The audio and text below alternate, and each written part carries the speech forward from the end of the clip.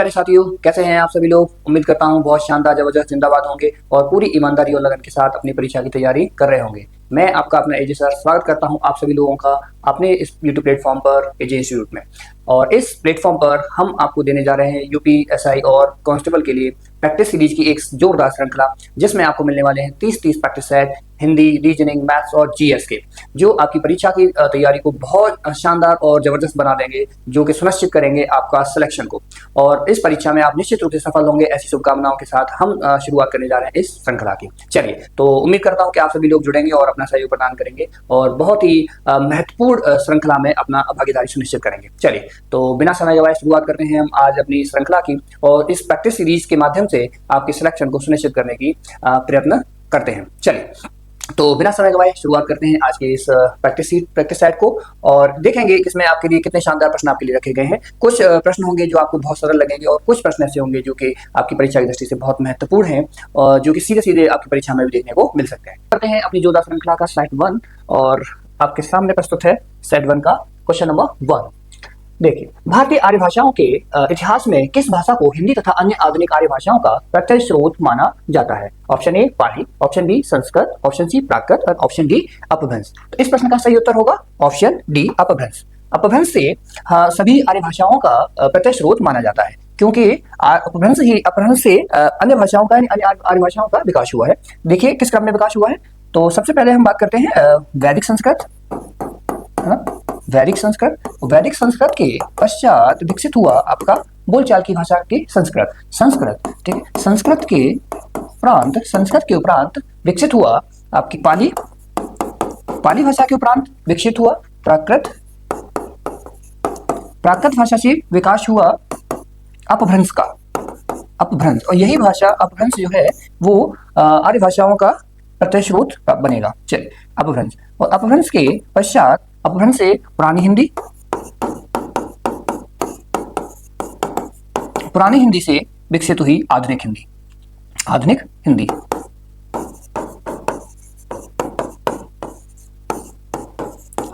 हिंदी का विकास हुआ। इस क्रम में अपभ्रंश से अन्य आर्य भाषाओं का विकास हुआ है। चलिए बढ़ते हैं अगले प्रश्न की ओर। अगला प्रश्न देखते हैं। अगला प्रश्न है, अपभ्रंश की पैसाची बोली से किस आधुनिक भारतीय भाषा का उद्भव हुआ है? Option A Rajasthani, option B Punjabi, option C Gujarati and option D Bengali. तो अपभ्रंश की पैसाची बोली से विकास हुआ है पंजाबी भाषा का। पैसाची बोली से पंजाबी भाषा का विकास हुआ है।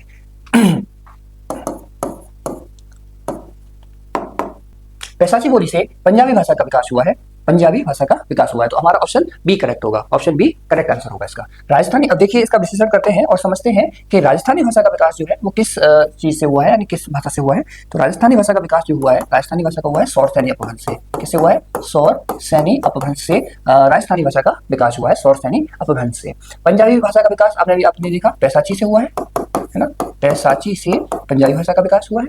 गुजराती भाषा का विकास हुआ है सौर सैनी अपभ्रंश से गुजराती भाषा का विकास हुआ है, ठीक है। और बंगाली भाषा का विकास हुआ है मागधी अपभ्रंश से बंगाली भाषा का विकास हुआ है मागधी अपभ्रंश से, ठीक है। तो इस क्रम में इनका विकास हुआ है। तो हमारा जो करेक्ट आंसर होगा वो क्या होगा? ऑप्शन बी हमारा क्या होगा? करेक्ट आंसर होगा। ऑप्शन बी जो है वो क्या होगा? करेक्ट आंसर होगा। चलिए बढ़ते हैं अगले प्रश्न की ओर। अगला प्रश्न है, क ख ग घ ध्वनियां किस स्थान से उच्चारित होती हैं? क ख ग ध्वनियां जो है वो किस स्थान से उच्चारित होती हैं? तो हम जानते हैं क ख ग जो है वो क्या है? क वर्ग है, और क वर्ग जो होता है वो कैसा होता है? कंठ होता है। कैसा होता है? कंठ होता है।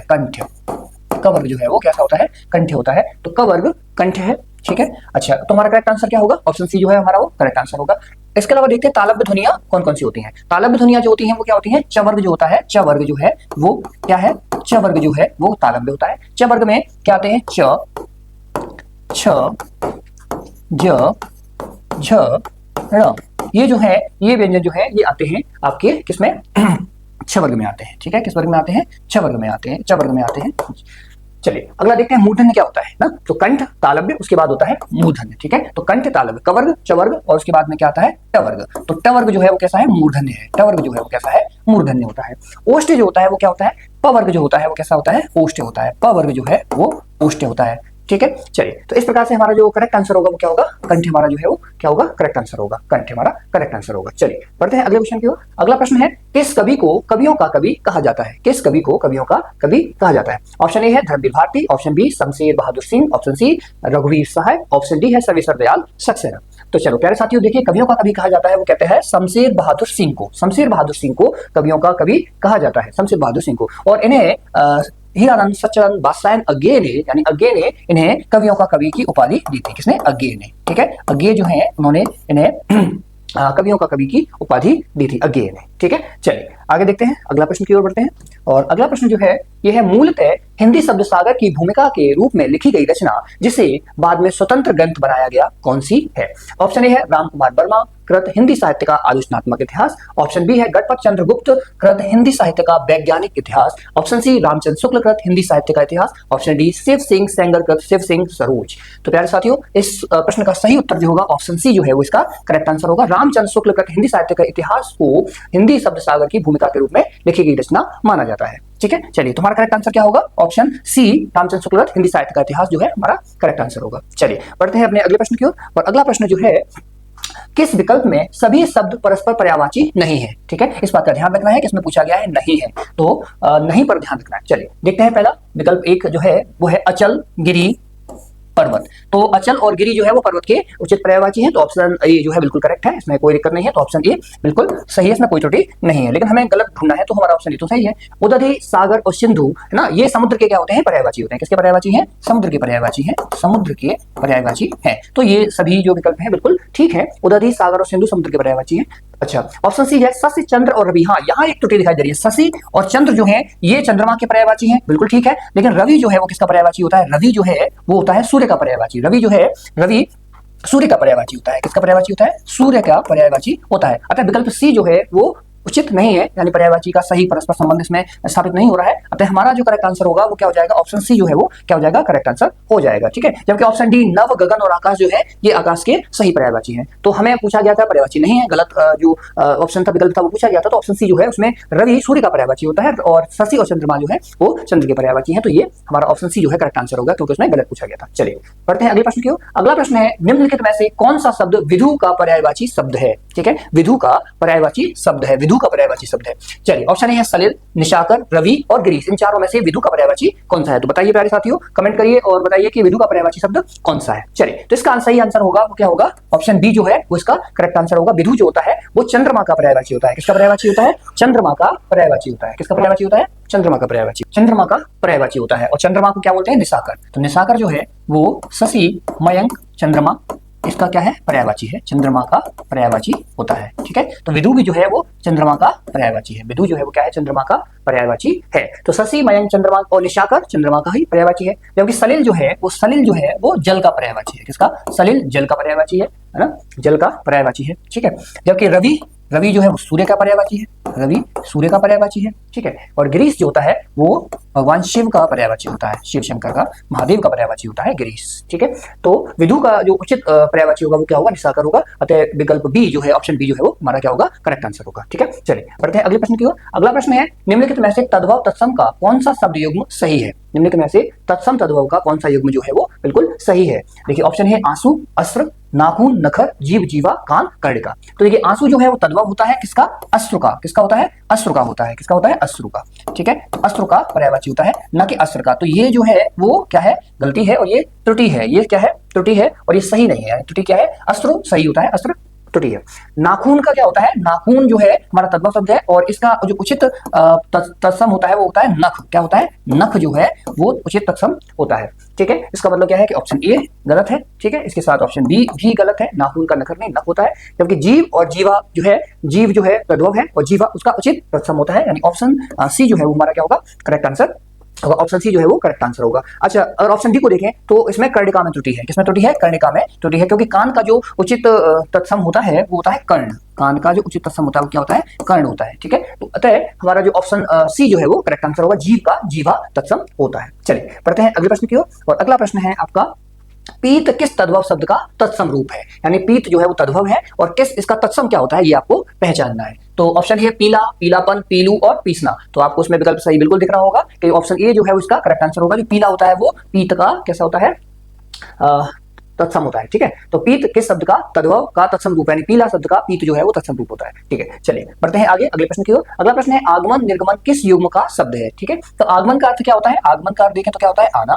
आगमन का अर्थ होता है आना। ठीक है, जबकि निर्गमन का अर्थ होता है जाना या निकलना। ठीक है, जाना या निकलना जो है वो किसका है, निर्गमन का है। तो आप देखें तो ये कैसे दिखाई दे रहा है आपको, विपरीतार्थक दिखाई दे रहा है। तो आपको ऑप्शन दिख रहा होगा कि ऑप्शन ए जो है वो कैसा है, करेक्ट आंसर होगा। ऑप्शन ए इसका कैसा होगा, करेक्ट आंसर होगा। विपरीतार्थक शब्द होते हैं। ठीक है, निरर्थक वे शब्द होते हैं जिनका कोई अर्थ नहीं होता, और सार्थक निरर्थक होते हैं जिनका एक सार्थक अर्थ मतलब होता है, जिनका मीनिंग होता है, अर्थ होता है। निरर्थक शब्द में जिनका अर्थ नहीं होता, पर्याय युग्म आप जानते हैं। चलिए बढ़ते हैं अगले प्रश्न की ओर। अगला प्रश्न है सूची 1 को सूची 2 से मिलान कीजिए और सही उत्तर का चयन कीजिए। देखिए, तो सूची 1 में आपके शब्द दिए गए हैं और सूची 2 में आपके उनको क्या है, विकल्प दिए गए, मतलब विलोम शब्द दिए गए हैं। ठीक है, तो पहला है उदार। उदार का विलोम क्या होता है, उदार का मतलब होता है दानी, और उदार और इसका जो विलोम होगा वो क्या होगा, कृपण होगा। उदार का विलोम क्या होगा, कृपण होगा। ठीक है, प्रारंभ, प्रारंभ का मतलब किसी कार्य को प्रारंभ करना, तो प्रारंभ का जो विलोम होगा वो क्या होगा, समापन होगा। प्रारंभ का क्या होगा, विलोम समापन होगा। सूक्ष्म का विलोम जो है वो क्या होगा, स्थूल। सूक्ष्म का क्या होता है, स्थूल होता है। सूक्ष्म का विलोम क्या होता है, स्थूल। और सत्य का आप जानते हैं क्या होता है, असत्य होता है। सत्य का विलोम क्या होता है, असत्य होता है। ठीक है, तो इस प्रकार से हम देखें तो कौन सा क्रम जो है वो सही होगा, तो इसमें देखा जाए तो 2 4 1 3, यानी 2 4 1 3 जो है वो विकल्प सही होगा। तो 2 4 1 3 जो हमें दिखाई दे रहा है, अतः हमारा ऑप्शन ए जो है वो क्या होगा, करेक्ट आंसर होगा। ठीक है, ऑप्शन ए जो है वो क्या होगा, करेक्ट आंसर होगा। चलिए बढ़ते हैं अगले प्रश्न की ओर। अगला प्रश्न है निम्नलिखित शब्दों में से कौन सा शब्द अनेकार्थी नहीं है। निम्नलिखित शब्दों में कौन सा अनेकार्थी नहीं है, तो हमें अनेकार्थी पहचानना है कि अनेकार्थी नहीं है। नहीं पर भी ध्यान रखना है, नहीं पर ध्यान रखना है कि अनेकार्थी नहीं है। देखिए, सरस्वती जो होता है वो अनेकार्थी शब्द होता है। सरस्वती का अर्थ है माता शारदे को हम जानते ही हैं। इसके अलावा इसका अर्थ होता है वाणी। ठीक है, सरस्वती माता सरस्वती है, सरस्वती नदी का नाम भी होता है, और इसका अर्थ क्या होता है, उसका मतलब एक वाणी को ही सरस्वती कहा जाता है। ठीक है, तो ये तो अनेकार्थी शब्द है, इसके कई कार्य अर्थ हैं। कर हम जानते हैं, कर का मतलब क्या होता है, हाथ होता है। कर का अर्थ क्या होता है, हाथ होता है। ठीक है, और इसके अलावा हम जानते हैं इसका अर्थ क्या होता है, इसका अर्थ क्या होता है, जैसे टैक्स होता है ना, टैक्स, टैक्स लगाना, इसको लगान कह सकते हैं, इसको हिंदी में क्या कह सकते हैं, लगान भी कर का ही है। तो ये भी क्या है, अनेकार्थी शब्द है। उपवन, उपवन जो होता है वो क्या होता है, अनेकार्थी शब्द नहीं होता। तो ऑप्शन सी जो है वो हमारा क्या होगा, करेक्ट आंसर होगा ऑप्शन सी। अच्छा, पत्र जो होता है, पत्र भी कैसा है आपका, अनेकार्थी शब्द है। अब देखा जाए कैसे, तो पत्र का अर्थ क्या होता है, एक तो पत्ता भी होता है। ठीक है, और एक पत्र का अर्थ क्या होता है, चिट्ठी, जिसको हम लेटर कहते हैं, चिट्ठी जो है वो भी पत्र का ही अनेकार्थी शब्दों में शामिल है। चलिए, तो ये सारे क्या है, अनेकार्थी शब्द है, लेकिन उपवन जो है वो अनेकार्थी शब्द नहीं है। और इसमें प्रश्न अभी यही पूछा गया था कि कौन सा शब्द इसमें से अनेकार्थी शब्द नहीं है, तो ऑप्शन सी जो है वो हमारा करेक्ट आंसर होगा। चलिए बढ़ते हैं अगले प्रश्न की ओर। अगला प्रश्न है अनेक शब्दों के लिए एक शब्द के नीचे लिखे विकल्पों में कौन सा गलत है। कौन सा है, गलत है, हमें गलत चुनना है। ठीक है, ध्यान रहे, हमें गलत चुनना है। ठीक है, हमें क्या चुनना है, हमें गलत चुनना है। जो आसानी से टूट जाए उसे क्या कहते हैं, भंगुर कहते हैं, बिल्कुल सही है। जो आसानी टूट जाए उसे क्या कहते हैं, भंगुर कहते हैं, तो ये तो हमारा बिल्कुल सही है। ठीक है, जो याद रखने योग्य हो वो कैसा होता है, स्मरणीय होता है, बिल्कुल करेक्ट है। स्मरणीय होता है, जो याद रखने योग्य होता है वो स्मरणीय है। जो कभी न मरता हो, ठीक है, जो कभी न मरता हो, क्या लिखा हुआ, अधर, यही गलत लिखा हुआ, उसे अधर नहीं कहते हैं, उसे क्या कहते हैं, उसे कहते हैं अमर। ये जो लिखा हुआ है वो गलत लिखा हुआ है, इसको कहते हैं अमर। क्या कहते हैं, अमर कहते हैं उसको, क्या कहते हैं, अमर। ठीक है, तो जो कभी न मरता हो उसे अमर कहेंगे। सब जगह व्याप्तो, सब जगह व्याप्तो उसको क्या कहते हैं, सर्वव्यापी, तो ये भी बिल्कुल करेक्ट है, उसको क्या बोलते हैं, सर्वव्यापी कहते हैं, और ये बिल्कुल करेक्ट है। ठीक है, चलिए, तो हमारा ऑप्शन जो है वो कौन सा इसमें गलत पूछा गया था, गलत है ऑप्शन सी। तो करेक्ट आंसर क्या हो जाएगा, इसका करेक्ट आंसर होगा ऑप्शन सी जो है इसका करेक्ट आंसर हो जाएगा। ठीक है, चलिए बढ़ते हैं अगले प्रश्न की ओर। अगला प्रश्न है आपका निम्नलिखित में एक वाक्य त्रुटिपूर्ण है। निम्नलिखित में क्या है, एक वाक्य जो है वो त्रुटिपूर्ण है, और हमें त्रुटिपूर्ण वाक्य को पहचानना है। चलिए, तो पहला है मुझे पूर्ण विश्वास है कि वह आएगा। मुझे पूर्ण विश्वास है कि वह आएगा, इसमें कोई त्रुटि नहीं दिखाई दे रही है, तो ये तो त्रुटिपूर्ण नहीं लग रहा है, और ये सही है। ठीक है, वर्तनी के दृष्टि से देखा जाए तो ये उचित है। यह घोषणा निस्संदेह सफल होगी, यह घोषणा निस्संदेह सफल होगी, तो वर्तनी के हिसाब से देखा जाए तो ये भी सही है। हाँ, आप यहाँ सोच सकते हैं कि निस्संदेह में कोई त्रुटि हो सकती है, परंतु निस्संदेह जो यहाँ लिखा हुआ है वो बिल्कुल सही लिखा हुआ है। निस्संदेह इसी प्रकार से लिखा जाता है, तो ये गलत नहीं है। निस्संदेह जो है वो सही लिखा हुआ है, इसमें कोई त्रुटि नहीं है। हमें निस्वार्थ सेवा करनी चाहिए, हमें निस्वार्थ सेवा करनी चाहिए। यहाँ पर एक त्रुटि दिखाई दे रही है, यहाँ पर कुछ त्रुटि प्रतीत हो रही है। निस्वार्थ शब्द जो है ये उसमें सही वर्तनी के हिसाब से नहीं लिखा गया है। ठीक है, ऑप्शन डी देखेंगे, तुम निश्चिंत होकर परीक्षा दो, ये भी बिल्कुल करेक्ट है, इसमें भी कोई त्रुटि नहीं है। निश्चिंत जो है वो सही लिखा हुआ है, निश्चिंत में कोई त्रुटि नहीं है। तो हम त्रुटि देखते हैं कि त्रुटि जो है वो कहाँ पर है, त्रुटि दिखाई दे रही है हमें निस्वार्थ में। तो निस्वार्थ जो है वो आपका विसर्ग संधि से बना हुआ निस्वार्थ इस तरीके से लिखा जाना चाहिए था। ठीक है, तो निस्वार्थ में हमें त्रुटि दिखाई दे रही है, निस्वार्थ सेवा करनी चाहिए, निस्वार्थ इस प्रकार से यहाँ पर होना चाहिए था। तो हमारा जो त्रुटिपूर्ण वाक्य है वो क्या है, ऑप्शन सी जो है वो हमारा त्रुटिपूर्ण वाक्य है, अतः करेक्ट आंसर जो होगा वो क्या होगा, ऑप्शन सी हमारा क्या होगा, करेक्ट आंसर होगा। ठीक है, चलिए बढ़ते हैं अगले प्रश्न की ओर। अगला प्रश्न है आपका निम्न में से किस वाक्य में अप्राणिवाचक संज्ञा का लिंग क्रिया से निर्धारित किया गया है। अप्राणिवाचक संज्ञा, अब अप्राणिवाचक संज्ञा क्या होती है, यानी वे संज्ञाएं, अप्राणिवाचक संज्ञा करता है वे संज्ञाएं जो कैसी हैं, निर्जीव होती है, अप्राणिवाचक होती है, जिनमें जीवन नहीं होता, तो उन संज्ञाओं को हम उन संज्ञाओं को अप्राणिवाचक संज्ञा कहते हैं। अब ध्यान ये रखना है प्रश्न में कि इसका जो लिंग है वो क्रिया से निर्धारित होना चाहिए। कैसा होना चाहिए, क्रिया से निर्धारित होना चाहिए। कैसे निर्धारित होना चाहिए, क्रिया से निर्धारित होना चाहिए। चलिए देखते हैं, यह नदी चौड़ी है, ठीक है, यह नदी चौड़ी है, तो नदी तो संज्ञा है और प्राणिवाचक संज्ञा है, बिल्कुल ठीक है। लेकिन चौड़ी शब्द जो है, वो चौड़ी शब्द जो है, ये जो है प्राणिवाचक संज्ञा, मतलब ये जो है वो क्रिया नहीं है, यहाँ क्रिया के हिसाब से होना चाहिए। क्या है? विशेषण है। क्या है ये? विशेषण है, विशेषण। ठीक है, तो चौड़ी होना तो विशेषण है, तो यहाँ पर जो पूछा गया था वो क्रिया के हिसाब से पूछा गया था, तो ये तो क्रिया नहीं है, तो ये तो ऑप्शन सही नहीं होगा। ठीक है, बढ़ते हैं, अगला ऑप्शन देखते हैं। गंगा बहती है, तो गंगा जो है प्राणिवाचक है, लेकिन बहना जो होता है वो क्या होता है? क्रिया है। क्या है? क्रिया है, और क्रिया ही पूछा गया था, क्रिया के हिसाब से ही जो है लिया गया है। यहाँ पर गंगा बहती है, तो जिसका लिंग निर्धारण क्रिया के हिसाब से किया गया। अच्छा, क्रिया के हिसाब से, और यहाँ पर पुल्लिंग होता तो किस तरीके से होता? जैसे नाला होता है, नाला, तो नाला बहता है, हम ये तो नहीं बोलते नाला बहती है, क्या बोलते हैं? नाला बहता है। तो यहाँ पर देखा जाए तो बहना जो है वो क्रिया के हिसाब से लिंग निर्धारण किया गया है, और गंगा अपराधिवाचक संज्ञा है, तो हमारा बी जो है वो करेक्ट आंसर होगा। क्या होगा? बी जो है हमारा क्या होगा? करेक्ट आंसर बी होगा। यह पहाड़ ऊंचा है, दिख रहा है ना, ये ऊंचा है, तो पहाड़ है ऊंचा, ऊंचा भी क्या है? विशेषण है। ऊंचा क्या है? कि ऊंचा शब्द यहाँ दिया गया है वो क्या है? विशेषण है। क्या है?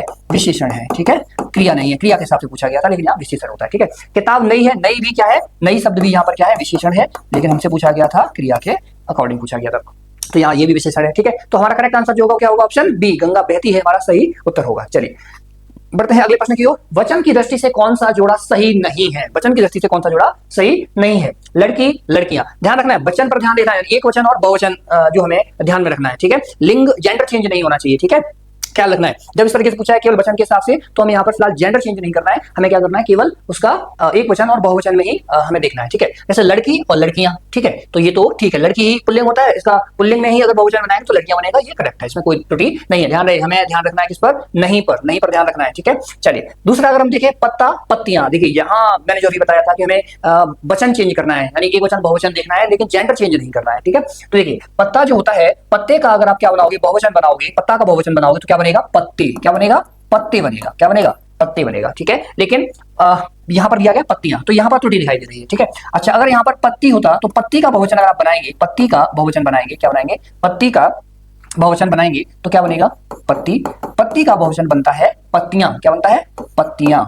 ठीक है, तो ये जो पत्तियां दिया गया है, ये पत्ती का बहुवचन है, न कि पत्ता का। पत्ता का बहुवचन बनेगा पत्ती। ठीक है, चलिए आगे देखें। नदी का, नदियां जो है वो बिल्कुल करेक्ट है, इसमें कोई त्रुटि नहीं है। माता, माताएं, ये भी करेक्ट है, इसमें भी कोई त्रुटि नहीं है। ठीक है, तो यहाँ पूछा गया था कौन सा जोड़ा नहीं है, तो हमारा ऑप्शन बी जो है वो क्या होगा? करेक्ट आंसर होगा। क्या होगा? ऑप्शन बी जो है वो क्या होगा? करेक्ट आंसर हो जाएगा। ठीक है, चलिए बढ़ते हैं अगले प्रश्न की ओर। अगला प्रश्न है, निम्न में से संकेतवाचक सर्वनाम का उदाहरण है। किसका? निम्नलिखित में से संकेत दिया गया, संकेतवाचक सर्वनाम का उदाहरण है। संकेतवाचक सर्वनाम का उदाहरण कौन सा है? देखेंगे, मैं, कौन, कोई, यह। ठीक है, चलिए देख थोड़ा डिस्कशन करते हैं इसका। मैं जो होता है, मैं कैसा होता है? आपका पुरुषवाचक होता है। कैसा होता है? पुरुषवाचक सर्वनाम होता है, ये आप जानते हैं कैसा होता है? पुरुषवाचक सर्वनाम होता है। ठीक है, पुरुषवाचक सर्वनाम होता है। ठीक है, पुरुषवाचक कैसा होता है? पुरुषवाचक होता है। ठीक है, जिसमें प्रथम पुरुष ना, मध्यम पुरुष, उत्तम पुरुष सब में पढ़े होंगे। ठीक है, और first person, second person, third person जो आपने इंग्लिश में पढ़े होंगे। ठीक है, कौन जो होता है वो कैसा है? प्रश्नवाचक है। कौन जो है वो कैसा है? प्रश्नवाचक होता है। ठीक है, प्रश्नवाचक सर्वनाम होता है। ठीक है, ये होता है प्रश्नवाचक। ठीक, अगला देखेंगे, प्रश्नवाचक होता है। कोई जो होता है वो कैसा है? अनिश्चयवाचक है। कोई कैसा है? अनिश्चयवाचक होता है। अनिश्चयवाचक होता है, अनिश्चयवाचक। ठीक है, अगर देखेंगे यह जो होता है वो क्या होता है? संकेतवाचक होता है। यह क्या होता है? संकेतवाचक होता है। संकेतवाचक सर्वनाम होता है, यह जो है वो संकेतवाचक सर्वनाम होता है, और संकेतवाचक यहाँ पर पूछा गया। इसके अलावा संकेतवाचक में और क्या क्या होते हैं? जैसे होता है यह है तो यह वह है ना, वह भी संकेतवाचक होता है ना। इसके अलावा और क्या हो सकता है? ये बहुवचन में पास की वस्तु के लिए ये का प्रयोग करते हैं, ये भी संकेतवाचक होता है, और वे भी संकेतवाचक होता है। ठीक है, तो यह वह ये वे जो होते हैं वो क्या होते हैं? संकेतवाचक सर्वनाम होते हैं। चलिए, तो हमारा जो इसका सही उत्तर जो होगा क्या होगा? ऑप्शन डी जो होगा वो हमारा करेक्ट आंसर होगा। क्या होगा? ऑप्शन डी जो है करेक्ट आंसर होगा। चलिए बढ़ते हैं अगले प्रश्न की ओर। अगला प्रश्न है, निम्नलिखित में से विशेष एवं विशेषण की दृष्टि से एक युग्म गलत है। विशेष एवं विशेषण की दृष्टि से एक युग्म जो है वो इसमें गलत है, और हमें गलत युग्म को पहचानना है। ठीक है, ध्यान रखना है, गलत युग्म को पहचानना है। किसको पहचानना है? गलत युग्म को पहचानना है। ठीक है, तो भय, भय जो होता है वो क्या है? विशेष से है। ठीक है, और विशेषण क्या होता है इसका? भयभीत। ठीक है, तो ये तो करेक्ट है, यहाँ कोई दिक्कत नहीं है, तो ये करेक्ट है। ठीक है, लेकिन हमसे क्या पूछा गया था? हमसे पूछा गया था हमसे पूछा गया था गलत। ठीक है, क्या पूछा गया था हमसे?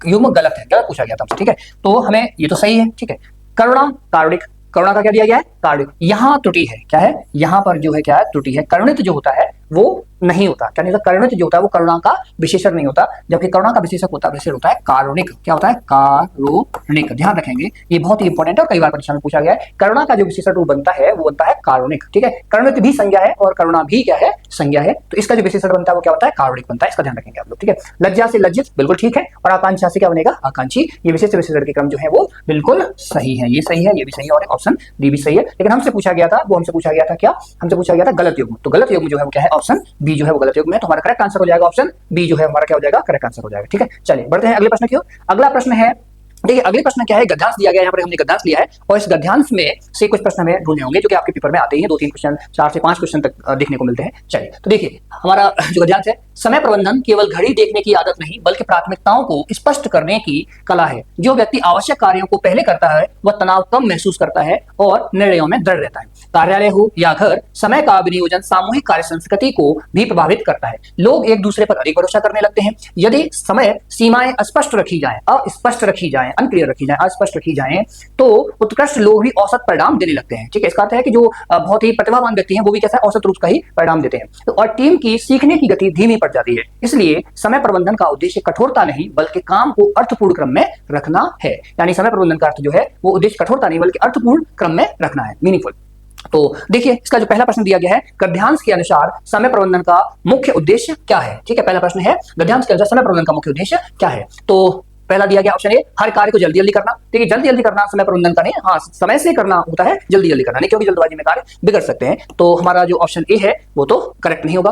कठोर अनुशासन लागू करना, कठोर अनुशासन लागू करना भी देखिए यहाँ ही दिया गया था, उद्देश्य कठोरता नहीं बल्कि समय को अर्थपूर्ण ढंग से क्रम में लगाना है। ठीक है, तो कठोरता नहीं, यानी ऑप्शन बी जो है वो भी गलत होगा, ऑप्शन बी सही नहीं है। ऑप्शन सी देखते हैं, काम को अर्थपूर्ण क्रम में रखना, बिल्कुल यहाँ पर दिया गया काम को अर्थपूर्ण क्रम में रखना, ये दिया गया था ना, काम को अर्थपूर्ण क्रम में रखना जो दिया गया था, यानी ऑप्शन सी जो है वो क्या होगा, हमारा करेक्ट आंसर होगा। ऑप्शन सी जो है वो क्या होगा, करेक्ट आंसर हो जाएगा, ऑप्शन सी करेक्ट आंसर होगा। तो इस प्रश्न का सही उत्तर होगा ऑप्शन सी, काम को अर्थपूर्ण क्रम में रखना। ठीक है, चलिए बढ़ते हैं अगले प्रश्न की ओर। और अगला प्रश्न जो है वो है आपके सामने ये, समय सीमाएं अस्पष्ट रखने से गद्यांश के अनुसार क्या प्रभाव पड़ता है। समय सीमाएं अस्पष्ट रखने से गद्यांश के अनुसार क्या प्रभाव पड़ता है। टीम की सीखने की गति तेज हो जाती है, बिल्कुल नहीं, ये तो बिल्कुल नहीं कहा गया था उसमें, तो ऑप्शन डी तो बिल्कुल गलत होगा।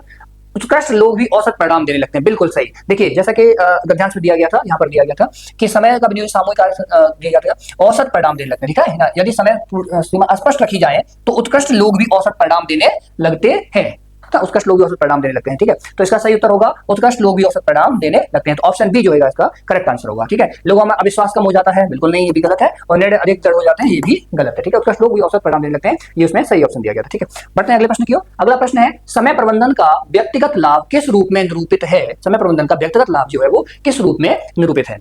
तो देखिए ऑप्शन है पदोन्नति की गारंटी। देखिए पदोन्नति की गारंटी तो उसमें नहीं होती है। तनाव कम होना और निर्णयों में दृढ़ता, बिल्कुल ये सत्य है कि तनाव कम होना और निर्णयों में दृढ़ता होती है, और ये आप देखेंगे तो आपको यहाँ पर दिया गया था। ठीक है, समय प्रबंधन में यहाँ पर दिया गया था, देखेंगे यहाँ पर, जो व्यक्ति आवश्यक कार्यों को पहले करता है तनाव कम महसूस करता है। ठीक है, तनाव कम महसूस करता है और निर्णयों में दृढ़ता रहता है, दृढ़ रहता है। ठीक है, तो ये जो है करेक्ट आंसर इसका क्या होगा, तनाव कम होना और निर्णयों में दृढ़ता सही उत्तर होगा। ठीक है, चलिए तो ऑप्शन बी इसका करेक्ट आंसर होगा।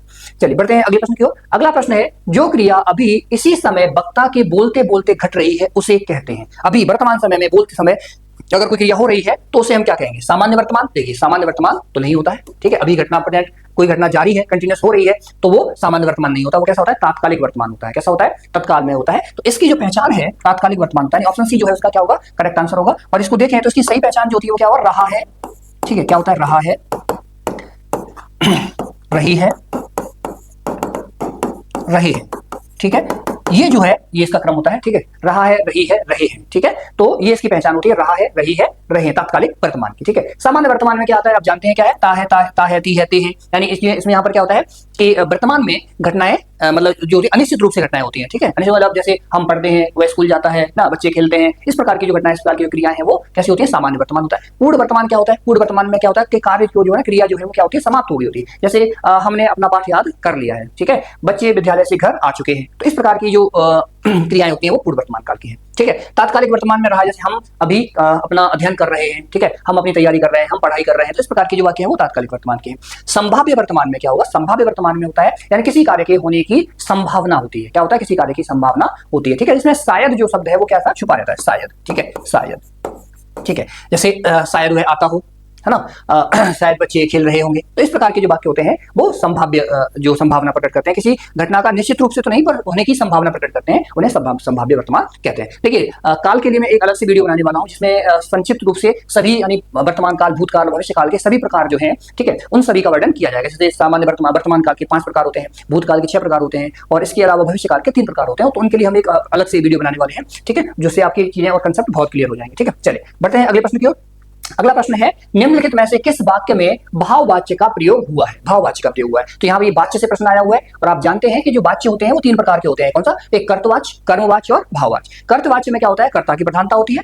कर्मवाच्य में कर्म की प्रधानता होती है और भाववाच्य में क्रिया की प्रधानता होती है। तो भाववाच्य में किसकी प्रधानता होती है? तो भाववाच्य में क्रिया की प्रधानता होती है। भाववाच्य में क्रिया की प्रधानता होती है। ठीक है, किसकी प्रधानता होती है? क्रिया की प्रधानता होती है। क्रिया की प्रधानता, ठीक है। भाववाच्य में क्रिया की प्रधानता होती है। देखिए अब जैसे कर्तवाच्य में क्या होता है? जैसे हम किताब पढ़ते हैं, ठीक है, हम किताब पढ़ते हैं तो कर्तवाच्य है। किताब हमारे द्वारा पढ़ी जाती है, ये कर्मवाच्य है। ठीक है, अब ये वाला जो होता है भाववाच्य क्या होता है? जैसे अब मुझसे पढ़ा नहीं जाता, ठीक है, अब हमसे खेला नहीं जाता। तो भाववाच्य जो होते हैं वो सामान्य रूप से कैसे होते हैं? निषेधात्मक होते हैं, नकारात्मक होते हैं। ठीक है, चलिए, तो अब हमसे पढ़ा नहीं जाता जो है ना भाववाच्य का उदाहरण होता है। ठीक, तो देखेंगे यहाँ पर हम समय पर पहुंचे, ये तो नहीं, क्योंकि ये जो है वो किसका है?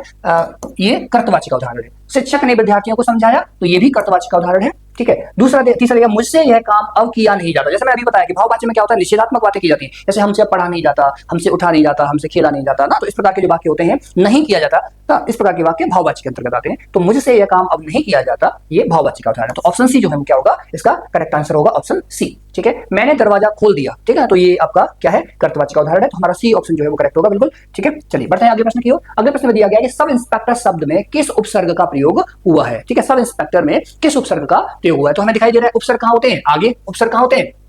है ना, उपसर्ग जो होते हैं वो किसी मूल शब्द के आगे लग करके नया शब्द निर्माण करते हैं। उपसर्ग क्या होते हैं? जो किसी मूल शब्द के आगे आकर के नए शब्दों का निर्माण करते हैं, उन्हें हम उपसर्ग कहते हैं। तो सब इंस्पेक्टर, इंस्पेक्टर यहाँ पर शब्द है और सब जो है वो क्या है? इसका उपसर्ग है। ठीक है, तो हमें दिखाई दे रहा है कि जो सब है वो क्या है? उपसर्ग है। तो इसका जो सही उत्तर होगा वो दिखाई दे रहा होगा, ऑप्शन ए जो है वो सही उत्तर होगा। हाँ, आप एक गलती कर सकते हैं, जैसे हिंदी में दिया गया तो उप आपको लगा था, तो उप जो है वो त्रुटि हो जाएगी, उप नहीं होगा, सब इंस्पेक्टर में सभी उपसर्ग माना जाएगा। ठीक है, क्या माना जाएगा? सभी उपसर्ग माना जाएगा। तो ये तो है वो गलत है, यानी ये जो है ऑप्शन ए जो है वो क्या होगा? करेक्ट आंसर होगा, ऑप्शन ए जो है वो करेक्ट आंसर होगा। चलिए बढ़ते हैं अगले प्रश्न की ओर। नीलिमा शब्द में कौन सा प्रत्यय है? नीलिमा शब्द में कौन सा प्रत्यय है? प्रत्यय जैसे भी हमने देखा, उपसर्ग जो होते हैं वो मूल शब्द के आगे आकर के नए शब्दों का निर्माण करते हैं। प्रत्यय जो होते हैं वो क्या होते हैं? वाक्य के यानी मूल शब्द के पीछे लग करके नए शब्दों का निर्माण करते हैं। तो ठीक है, प्रत्यय कहाँ लगता है? मूल शब्द के पीछे लगता है। प्रत्यय कहाँ लगता है?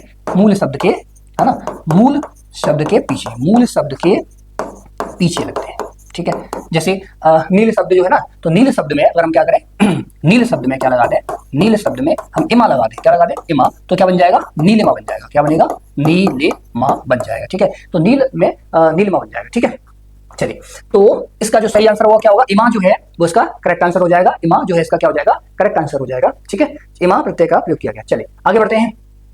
यहाँ पर सूची दी गई है, पहली सूची में शब्द है, दूसरी सूची में उनका संधि विच्छेद दिया गया है। ठीक है, निरीह ना, निरीह, निष्पाप, निश्चय और प्रातःकाल, इनका जो संधि विच्छेद क्या होता है? तो यहाँ संधियों से है, ये विसर्ग संधि है। ठीक है, देखिए निरीह का शब्द जो संधि विच्छेद होता है क्या? निधन ई, निधन ई जो होता है वो क्या होता है? इसका संधि विच्छेद होता है, निधन ई। निष्पाप का होता है निधन पाप, क्या होता है? निधन पाप जो होता है वो निष्पाप का संधि विच्छेद होता है। निश्चय, निधन चय, निधन जो है निधन चय, निधन चय, तो निश्चय का निधन चय जो होता है वो संधि विच्छेद होता है। प्रातःकाल का तो जानते हैं, प्रातःकाल का प्रातःकाल ही होता है। ठीक है, तो इसका जो सही कूट होगा वो सही कूट क्या होगा? 2 1 3 4, तो 2 1 3 4 जो है उसका सही कूट होगा। ठीक है, नहीं 2 3 2 3 1 4, 2 3 1 4 जो है करेक्ट आंसर होगा। तो ऑप्शन ए जो है वो क्या है? इसका करेक्ट आंसर होगा ऑप्शन ए। ठीक है, ऑप्शन ए जो है इसका करेक्ट आंसर होगा 2 3 1 4। ठीक है, चलिए बढ़ते हैं आगे अगले प्रश्न की ओर। दो वर्णों के मेल से जो विकार उत्पन्न होता है, दो वर्णों के मेल से जो विकार उत्पन्न होता है उसे हम क्या कहते हैं? उसे हम संधि कहते हैं। तो बच्चे को पता है कि दो वर्णों के मेल से उत्पन्न विकार है उसे हम संधि कहते हैं। क्या कहेंगे? संधि कहते हैं उसको। ठीक है, तो ऑप्शन बी जो है वो करेक्ट आंसर होगा, संधि। ठीक है, रस आप जानते हैं ना, किसी काव्य को या गद्य पद्य को पढ़ने के बाद जो पाठक के अंतर्मन में स्थायी भाव जो प्रकट होता है उसे हम क्या कहते हैं? जो आनंद उत्पन्न होता है उसे हम क्या कहते हैं? उसे हम रस कहते हैं। ठीक है, ये तो इनकी संख्या 9 है और कहीं पर 11 बताई गई है। ठीक है, तो ये अलग विषय है, इसके बाद एक अलग से वीडियो है वो आप देखेंगे। ठीक है, अगला देखिए संधि। संधि तो इसका सही आंसर है उपसर्ग जो है अभी हमने बताया, बाकी के मूल शब्द के आगे आकर नए शब्दों का निर्माण करते हैं। प्रत्यय मूल शब्द के पीछे लग करके नए शब्दों का निर्माण करते हैं। उपसर्ग और प्रत्यय के उदाहरण हम अभी पिछले प्रश्नों में देख चुके हैं। ठीक है, चलिए बढ़ते हैं अगले प्रश्न की ओर। अगला प्रश्न है आपका, देश निकाला किस समास भेद का उदाहरण है? देश निकाला, तो देखिए देश निकाला का जो भाव है या जो अर्थ होता है वो होता है देश से निकाला हुआ। कैसे? देश से निकाला हुआ। ठीक है, देश से निकाला हुआ को हम बोलते हैं देश निकाला। ठीक है, देश से निकाला, देश से निकाल दिया। ठीक है, तो देखिए चलिए यहाँ पर देखिए, अब यहाँ पर देखिए देश निकाला किस समास का है? तो हमें देश से निकाला हुआ, तो यहाँ पर हमें दिखाई दे रहा है कि यहाँ पर जो कारक चिन्ह है, कारक चिन्ह का लोप हो रहा है। देश से निकाला और देश निकाला गया, तो यहाँ पर देश निकाला शब्द में से कारक चिन्ह का लोप हो गया है। और हमें पता है कि जो कारक चिन्ह होते हैं वो कहाँ आते हैं? कारक चिन्ह जो होते हैं वो हमें दिखाई देते हैं तत्पुरुष समास में। किसमें दिखाई देते हैं? तत्पुरुष समास में हमें कारक चिन्ह दिखाई देते हैं। ठीक है, तो तत्पुरुष समास में कारक चिन्ह दिखाई देंगे। अब तत्पुरुष समास में कौन सा होता है? तत्पुरुष समास में क्या होता है? से, यानी यहां से कोई चीज अलग हो जाए, देश से मतलब देश से अलग कर दिया गया, निकाल दिया गया। तो यहाँ पर क्या होता है? ऑप्शन बी पंचमी अपादान तत्पुरुष। ठीक है, पंचमी अपादान तत्पुरुष। अपादान तत्पुरुष का मतलब होता है से। क्या होता है? से होता है। से का मतलब जहां से कोई चीज अलग हो, अलग आओ। से का मतलब है अलग आओ। ठीक है, अलग आओ। ठीक है, अलग आओ। अच्छा, अगर हम चतुर्थी देखें, चतुर्थ का क्या होता है? संप्रदान होता है। चतुर्थी क्या होता है? संप्रदान। संप्रदान चतुर्थी होती है वो संप्रदान कारक चिन्ह होते हैं। और संप्रदान कारक चिन्ह क्या होता है? के लिए। क्या होता है? के लिए जो है कारक चिन्ह जो होता है वो संप्रदान का होता है, संप्रदान तत्पुरुष का होता है। षष्ठी तत्पुरुष में क्या होता है? संबंध कारक होते हैं। क्या होते हैं? संबंध कारक। संबंध कारक जो है वो किसमें होते हैं? संबंध कारक जो होते हैं वो षष्ठी तत्पुरुष में होते हैं। संबंध कारक इसमें होता है का, की, के, है ना, नानी, नेरी आते हैं, वो षष्ठी तत्पुरुष में होते हैं संबंध कारक। बहुव्रीहि, बहुव्रीहि समास आप जानते हैं कि इसमें क्या होता है कि प्रथम और उत्तर पद दोनों ही पद कैसे होते हैं? गौड़ होते हैं। और तृतीय पद जो होता है, अन्य कोई पद जो होता है वो प्रधान होता है। यानी जैसे वो बोलते हैं हम लंबोदर, ना, लंबोदर का मतलब लंबा है उदर जिसका, अर्थात भगवान श्री गणेश। तो बहुव्रीहि समास में जो होता है कोई अन्य पद प्रधान होता है। ठीक है, चलिए, तो इसका जो सही आंसर होगा क्या होगा? ऑप्शन बी जो है पंचमी अपादान तत्पुरुष जो है इसका करेक्ट आंसर होगा। ठीक है, पंचमी अपादान। चलिए बढ़ते हैं अगले प्रश्न की ओर। अगला प्रश्न है, निम्न में दिए समास विग्रहों में से जो अशुद्ध हैं वे चुनिए। ठीक है, अशुद्ध चुनने हमें, क्या चुनना है? अशुद्ध। ध्यान रखेंगे, क्या चुनना है? अशुद्ध चुनना है। क्या चुनना है? अशुद्ध चुनना है। ठीक है, गलत चुनना है। ठीक है, ठीक है। देहलता, देहलता का अर्थ क्या होता है? देह रूपी लता। क्या होता है? देह रूपी लता। लेकिन यहाँ क्या लिखा है? वो लता रूपी देह, तो ये गलत है। कैसा है? त्रुटिपूर्ण है। कैसा है? त्रुटिपूर्ण है। ठीक है, यहाँ लता रूपी देह दिया गया है, लेकिन होना चाहिए था देह रूपी लता। अगला दिया यज्ञशाला। यज्ञशाला का अर्थ होता है यज्ञ के लिए शाला। बिल्कुल करेक्ट है, यज्ञ के लिए शाला, बिल्कुल सही है। नवनिधि देखेंगे तो नवनिधि का अर्थ होता है 9 प्रकार की, यानी 9 नदियों का समाहार। क्या होता है? 9 नदियों का समूह या समाहार। 9 नदियों का समाहार जो होता है वो होता है नवनिधि। लेकिन यहाँ क्या दिया गया? 9 प्रकार की नदियां। 9 प्रकार की नदियां नहीं, 9 नदियों का समूह या समाहार। तो इसका मतलब क्या है? ये भी गलत दिया गया है। ठीक है, हाँ, नवनिधि यानी द्विगु समास होता है इसमें। नवनिधि यानी संख्यावाचक दिया गया, तो आपने पढ़ा होगा संख्यावाचक में क्या होता है? द्विगु समास होता है। तो द्विगु समास का मतलब क्या होता है? 9 नदियों का समाहार या समूह। ठीक है, चलिए वेद पुराण, वेद और पुराण, वेद और पुराण जो है वो इसका करेक्ट आंसर है। तो यहाँ पर जो है वेद पुराण में कैसा है? द्वंद्व समास है। कैसा है? द्वंद्व समास है। द्वंद्व समास। ठीक है, द्वंद्व समास होता है। ठीक है, द्वंद्व समास होता है। ठीक, तो देखिए यहां पर द्वंद्व समास होता है। चलिए, द्वंद्व समास, द्वंद्व समास। ठीक है, चलिए वेद पुराण में द्वंद्व समास है। नवनिधि में आपका कैसा? द्विगु समास है। यज्ञशाला, यज्ञ के लिए शाला, इसमें तत्पुरुष है। और इसमें कौन सा? संप्रदान तत्पुरुष। ठीक है, और देहलता, देह रूपी लता, इसमें अव्ययी भाव समास है। कौन सा समास है? इस ए में अव्ययी भाव समास है। ठीक है, चलिए, तो इसमें अगर देखा जाए तो कौन कौन सा गलत था? ए गलत है और सी गलत है। ए और सी गलत है। इसका मतलब क्या होगा कि ऑप्शन डी जो है वो क्या होगा? हमारा करेक्ट आंसर होगा। क्या होगा? ऑप्शन डी हमारा क्या होगा? करेक्ट आंसर होगा। ऑप्शन डी जो है वो क्या होगा? करेक्ट आंसर होगा। ऑप्शन डी करेक्ट आंसर होगा। चलिए बढ़ते हैं अगले प्रश्न की ओर। अगला प्रश्न देखते हैं। अगला प्रश्न है, वाक्य को उचित विराम चिन्हों सहित चुनिए। वाक्य को उचित विराम चिन्हों, यानी वर्तनी का सही प्रयोग करना है और विराम चिन्हों का सही इस्तेमाल करना है। रामू जो बड़ा खिलाड़ी है, कल उसकी टांग टूट गई। तो जैसे हम बोलते हैं इसमें क्या है? मिश्र वाक्य दिया गया है। ठीक है, मिश्र वाक्य दिया गया है। सबसे पहले कर्ता का प्रयोग किया रामू। ठीक है, तो रामू के बाद क्या आना चाहिए? कॉमा आना चाहिए। ठीक है, क्या आना चाहिए? अल्पविराम आना चाहिए, अर्धविराम। ठीक है, क्या आना चाहिए? इसके उपरांत अल्पविराम आना चाहिए। रामू के उपरांत अल्पविराम। तो रामू अल्पविराम जो बड़ा खिलाड़ी है, यानी उसके बारे में डिस्कशन दिया है, जो बड़ा खिलाड़ी है, इसका मतलब यहाँ पर भी क्या आना चाहिए?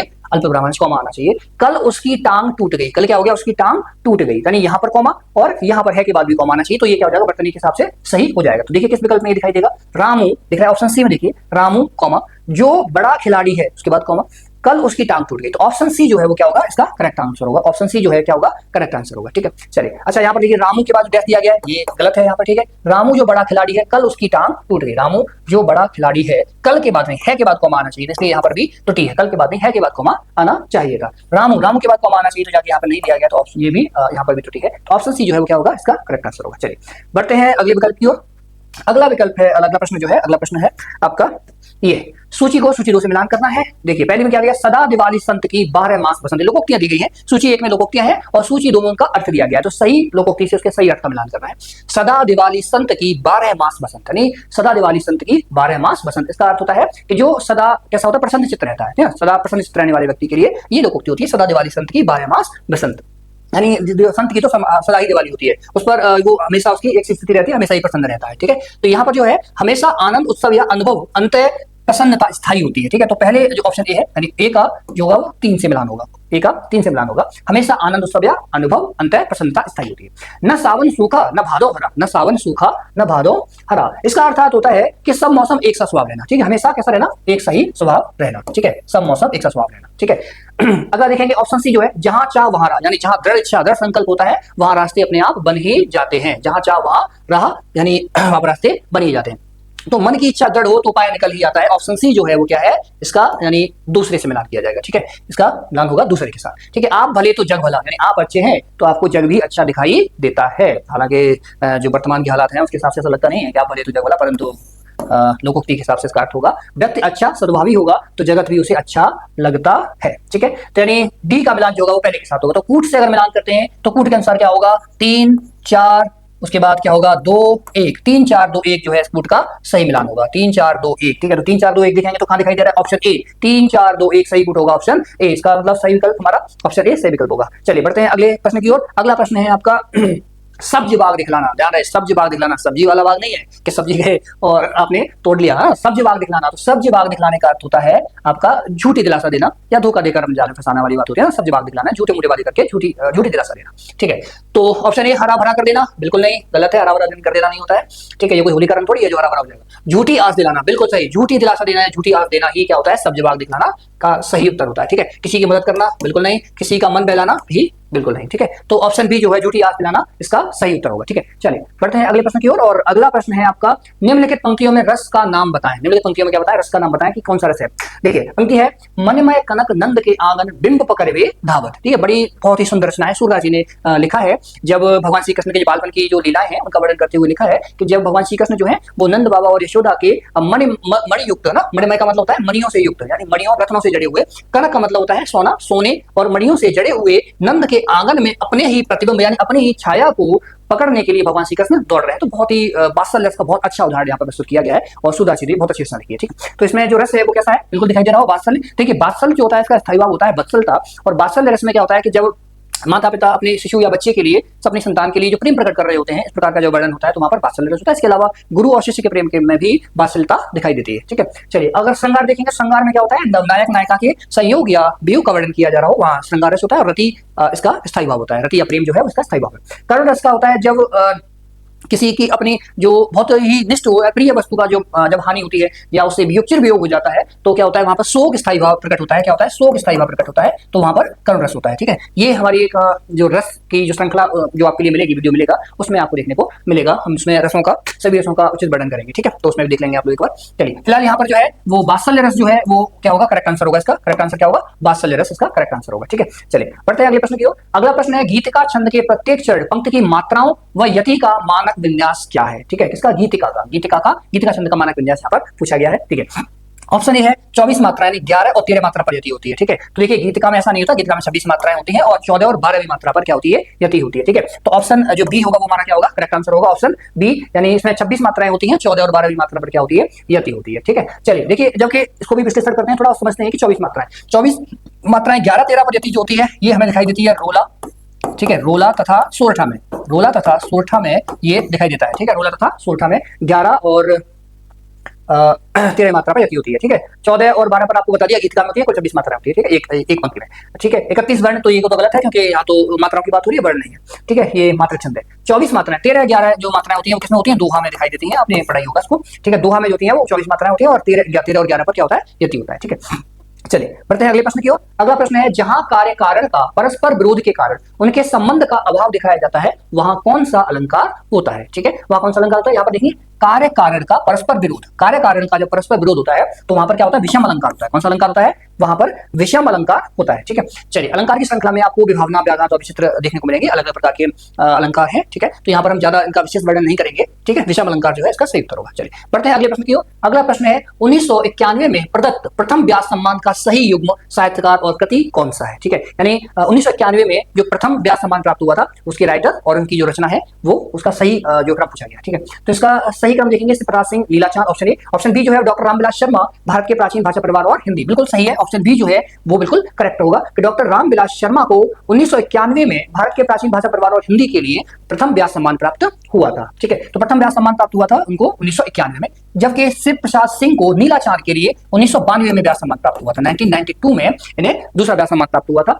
और ये इनका बहुत प्रसिद्ध उपन्यास है नीला चांद। ठीक है, जबकि नीला चांद की रचना उन्होंने 1988 में की थी। 1988 में नीला चांद को लिखा था, जिसके लिए 1992 में इन्हें क्या प्राप्त हुआ, उसके लिए व्यास सम्मान प्राप्त हुआ। ठीक है, देखिए, और उसके बाद धर्मवीर भारती को 1994 में 1994 में अपनी रचना स्वप्न अभिवी के लिए व्यास सम्मान प्राप्त हुआ। कुंवर नारायण को आत्मजयी के लिए 1995 में व्यास सम्मान प्राप्त हुआ। 1995 में इसके लिए व्यास सम्मान प्राप्त हुआ, 1995 में, 1995। ठीक है, 1995 में कुंवर नारायण को आत्मजयी के लिए व्यास सम्मान। आइए देखते हैं व्यास सम्मान के बारे में थोड़ा ना। व्यास सम्मान जो होता है वो के बिरला फाउंडेशन के द्वारा, के बिरला फाउंडेशन है ना, बिरला फाउंडेशन के द्वारा ना शुरू किया गया था 1991 में, 1991 में से स्टार्ट किया गया था। और इसके अंतर्गत जो है 1991 में, 1991 में से स्टार्ट किया गया था। और इसके अंतर्गत क्या करते हैं, इन्हें 4 लाख रुपए की धनराशि, यानी 4 लाख रुपए की धनराशि, इसके साथ साथ एक स्मृति पत्र, ठीक है, इसके अलावा क्या होता है, एक स्मृति पत्र मिलता है। ठीक है, स्मृति पत्र, और तथा इसके साथ साथ एक प्रशस्ति पत्र भी, सर्टिफिकेट भी आपको प्राप्त होता है। ठीक है, तो ये इसमें दिया जाता है। ठीक है, अभी सबसे जो लेटेस्ट है, यानी 34वां ना, 34th ना, 34वां जो व्यास सम्मान है, 34वां व्यास सम्मान है 2024 में दिया गया था। 2024 में दिया गया था सूर्यबाला को। किसके लिए, सूर्यबाला को, सूर्यबाला जो एक फीमेल राइटर है, और इन्हें 34वां व्यास सम्मान 2024 में प्राप्त हुआ, लेटेस्ट अभी। ठीक है, चलिए बढ़ते हैं अगले प्रश्न की ओर। अगला प्रश्न जो है वो है, सूची 1 को सूची 2 से मिलान कीजिए। यहाँ कुछ पत्रिकाएं दी गई हैं और के संपादक दिए गए। तो धर्मयुग का जो संपादक दिए गए हैं, इनसे मिलान करना है। तो धर्मयुग जो है वो धर्मवीर भारती, बिल्कुल सही है, धर्मवीर भारती ही इसके संपादक रहे हैं। ठीक है, चलिए उसके बाद दिनमान देखा जाए तो दिनमान जो है वो रघुवीर सहाय ना, दिनमान के जो संपादक है वो कौन है, रघुवीर सहाय। दिनमान का जो आरंभ है वो अज्ञेय जी ने किया था। किसने किया था, अज्ञेय जी ने इसका आरंभ किया था। ठीक है, और बाद में 1960 में इन्होंने स्टार्ट किया था, और बाद में रघुवीर सहाय जो है वो क्या बने, रघुवीर सहाय जो है वो उसके संपादन रघुवीर सहाय ने बाद में किया था। शारिका पत्रिका का संपादन जो है वो कमलेश्वर ने किया, बिल्कुल सही है, शारिका पत्रिका का संपादन कमलेश्वर ने किया था, ये भी मिलान बिल्कुल ठीक है। और हंस पत्रिका का जो संपादन है वो 1930 से स्टार्ट हुआ था, और उस समय मुंशी प्रेमचंद जी ने किया था। किसने किया था, मुंशी प्रेमचंद। ठीक है, मुंशी प्रेमचंद ने इनका संपादन किया था हंस पत्रिका का। 1986 में इसका द्वितीय संस्करण शुरू हुआ, जो राजेंद्र यादव ने किया था, और ये 1986 से लेकर 2013 तक इन्होंने संपादन किया। ठीक है, 1986 से लेकर के 2013 तक इसका संपादन राजेंद्र यादव ने किया। ठीक है, चलिए, और वर्तमान में हंस पत्रिका के संपादक जो है वो क्या है, आपके संजय सहाय ना, संजय सहाय जो है वो संजय सहाय इसके संपादक हैं हंस पत्रिका के। ठीक है, 2013 तक राजेंद्र यादव ने, 1986 से 2013 तक राजेंद्र यादव ने इसका संपादन किया था। ठीक है, तो इसका जो है मिलान है वो बिल्कुल ठीक है, 1 2 3 4 के साथ ही होगा। तो 1 2 3 4 जो ऑप्शन ए जो है उसका क्या होगा, करेक्ट आंसर होगा ऑप्शन ए। ठीक है, चलिए बढ़ते हैं, बहुत इंपॉर्टेंट है, पत्रिकाओं से संबंधित जो प्रश्न है वो काफी महत्वपूर्ण होते हैं, और ये काफी पूछे भी जा रहे हैं परीक्षाओं में। ठीक है, तो देख लीजिए, धर्मयुग का संपादक किया धर्मवीर भारती, दिनमान का अज्ञेय ने आरंभ किया था, और बाद में रघुवीर सहाय के संपादक रहे। शारिका पत्रिका कमलेश्वर जी ने शुरू किया, और हंस पत्रिका का संपादन 1930 में मुंशी प्रेमचंद ने शुरू किया था, और 1986 से राजेंद्र यादव ने 2013 तक इसका संपादन किया। वर्तमान में संजय सहाय जो है उसके क्या है, संपादक है। ठीक है, चलिए बढ़ते हैं आगे अगले प्रश्न की ओर। अगला प्रश्न है, 10 जनवरी को विश्व हिंदी दिवस मनाने का मुख्य ऐतिहासिक कारण क्या है। ठीक है, 10 जनवरी को जो हम विश्व हिंदी दिवस मनाते हैं उसका ऐतिहासिक कारण क्या है। ठीक है, तो हम जानते हैं कि 10 जनवरी 1975 को क्या हुआ था, विश्व हिंदी सम्मेलन हुआ था ना, पहला विश्व हिंदी सम्मेलन हुआ था नागपुर में। तो इसके लिए हम इसका विश्व हिंदी दिवस को मनाते हैं 10 जनवरी को। ठीक है, तो ऑप्शन बी जो है इसका क्या होगा, करेक्ट आंसर होगा, ये आप बहुत बेहतर तरीके से जानते ही होंगे। ठीक है, चलिए बढ़ते हैं अगले प्रश्न की ओर। और अगला प्रश्न है आपका, अरे मित्र ध्यान से सुनो, रेखांकित शब्द मित्र में, यानी यहाँ पर जो दिखाई दे रहा है, रेखांकित वर्ड दिखाई दे रहा है मित्र आपका, तो मित्र में क्या दिया गया है, किस प्रकार का कारक है, यानी किस कारक का द्योतक है, ये हम जानते हैं। देखिए, कर्म कारक जो होता है उसमें क्या होता है, कर्ता ने कर्म को क्या होता है, को कारक चिन्ह होता है। ठीक है, कर्म में को होता है, करण होता है से के द्वारा, से या के द्वारा जो होता है, ये कारक चिन्ह होता है किसका, करण का। ठीक है, करण कारक होता है से या के द्वारा। संबोधन में क्या होता है, संबोधन में होता है का, की, के, ना, इस प्रकार के होते हैं, ये होते हैं आपका संबोधन काकी के। ठीक है, नहीं, संबोधन जो है संबंध कारक होता है, सॉरी यहाँ पर त्रुटि है, मैं थोड़ा इसको करेक्ट करना चाहूंगा, यहाँ पर त्रुटि हुई है। ठीक है, जो होता है संबोधन होता है, संबोधन में होता है हे अरे, हे मित्र ना, अरे ना, हे राम ना, अरे मित्र। तो इस प्रकार के होते हैं संबोधन, संबोधन जो होते हैं वो क्या होते हैं, आपके संबोधन कारक होते हैं। ठीक है, तो ये संप्रदान जो होता है, संप्रदान क्या होता है, संप्रदान मतलब होता है के लिए, संप्रदान का कारक चिन्ह क्या होता है, के लिए होता है, क्या होता है, के लिए होता है। ठीक है, के लिए। ठीक है, संप्रदान का क्या होता है, के लिए होता है। तो हमें आप उत्तर मिल गया होगा कि अरे मित्र में कौन सा है, देखा संबोधन है, अरे का प्रयोग किया हुआ ना, अरे मित्र, तो संबोधन कारक का प्रयोग किया गया है। ठीक है, चलिए बढ़ते हैं अगले प्रश्न की ओर। तो अगला प्रश्न है आपका, जिन धातुओं का प्रयोग अकर्मक और सकर्मक दोनों रूपों में होता है उन्हें क्या कहते हैं? यानी ऐसी धातुएं जिनका प्रयोग सकर्मक और कर्मक दोनों क्रियाओं के साथ किया जाता है, दोनों रूपों में होता है, उन्हें क्या कहते हैं? उन्हें कहते हैं उभयविध धातु। क्या कहते हैं? उन्हें उभयविध धातु कहते हैं। तो ऑप्शन सी जो है इसका करेक्ट आंसर होगा। सकर्मक क्रिया जानते हैं, ऐसी क्रिया जिसके साथ कर्म जुड़ा हुआ होता है उसे सकर्मक क्रिया कहते हैं। जैसे हमने पढ़ाई की, तो हमने क्या किया? हमने पढ़ाई की, ठीक है। तो इसमें जो पढ़ाई है इसमें कर्म नहीं दिया गया, ठीक है, इस वाक्य में, लेकिन हमने पुस्तक से पढ़ाई की, हमने ये पुस्तक पढ़ी, इस प्रकार के बातों ने हमने पुस्तक पढ़ी, तो पुस्तक जो है उसमें क्या है? कर्म है, ठीक है। इस प्रकार की क्रिया जो है जिनमें कर्म दिया गया होता है, कर्म जुड़ा होता है, तो उन्हें सकर्मक क्रिया कहते हैं, ठीक है। और अगर वाक्य में क्या शब्द लेकर के अगर आप प्रश्न पूछेंगे तो वहां पर आपको जो उत्तर मिलेगा वो कर्म हो जाएगा, और उस प्रकार की क्रिया कर्म सकर्मक क्रिया कहलाती है। अकर्मक क्रिया क्या होती है? जैसे जिनमें कर्म नहीं दिया गया होता। उदाहरण के लिए कहें कि हम सो गए, ठीक है, बच्चा रो रहा है ना। तो इस प्रकार के जो वाक्य होते हैं उनमें क्या होता है? जिनमें कर्म नहीं दिया गया होता वे अकर्मक क्रियाएं होती हैं, ठीक है। चलिए, उभयविध धातु, उभयविध धातु इसमें सकर्मक और कर्मक दोनों प्रकार के धातु होते हैं, तो उन्हें उभयविध धातु कहते हैं। सही उत्तर जो होगा ऑप्शन सी होगा, ठीक है। द्विकर्मक क्रिया क्या होती है? ऐसी क्रियाएं जो जिसमें दो कर्म दिए जाते हैं, ठीक है। जैसे मोहन ने सोहन को पुस्तक दी, मोहन ने सोहन को पुस्तक दी, यहाँ सोहन और पुस्तक जो है वो क्या है? कर्म है, दोनों ही कर्म है और दो कर्म दिए गए, इसलिए ये वाक्य जो होगा वो कैसा होगा? द्विकर्मक क्रिया होगी इसमें, ठीक है। तो आप समझ गए होंगे कि इस प्रश्न का सही उत्तर जो है वो क्या है? उभयविध उभय धातु, ठीक है। तो इस प्रकार से आपने इस 40 प्रश्नों की श्रृंखला को पूर्ण किया और बहुत ही शानदार तरीके से आपने इसका अध्ययन किया हुआ है, ठीक है। तो उम्मीद करते हैं कि ये आपको पसंद आया होगा और प्रस्तुत होते हैं अगली श्रृंखला के साथ। मिलते हैं जल्दी, तब तक जय हिंद, जय भारत।